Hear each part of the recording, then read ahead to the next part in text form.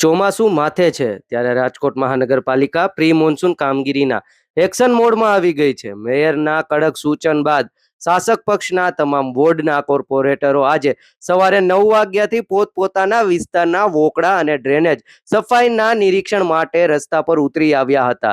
મેયરની leadership ચોક્કસપણે નક્કર અને ગ્રાઉન્ડ લેવલની કામગીરી તરફ વરેલી દેખાઈ રહી છે, જેના કારણે તંત્ર યુદ્ધના ધોરણે વોકડા અને કેનાલ સાફ કરાવવામાં લાગી ગયું છે. પરંતુ સોશિયલ મીડિયા પર વાયરલ થઈ રહેલી આ તસવીરો પાછળ એક મોટો સવાલ પણ ઊભો થઈ રહ્યો છે કે જનતામાં ચર્ચા છે કે શું આ માત્ર ચોમાસાની શરૂઆતનું ફોટોજેનિક નિરીક્ષણ અને ફોટો સેશન છે.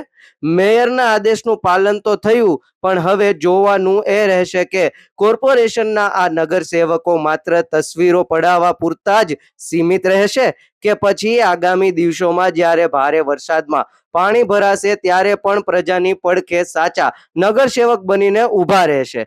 સત્તાધીશોની આ દોડધામ ખરેખર જનતાને હાલાકીમાંથી બચાવશે કે પછી દર વર્ષની જેમ આ વખતે પણ રાજકોટવાસીઓ પાણીમાં ડૂબવું પડશે? તે તો હવે આવનારો સમય અને ચોમાસાની સમસ્યાઓ જ નક્કી કરશે. સહયોગી યુવરાજ ચૌહાણ સાથે પ્રતિપાલ સિજાલા, ફૂલછાપ ડિજિટલ, રાજકોટ.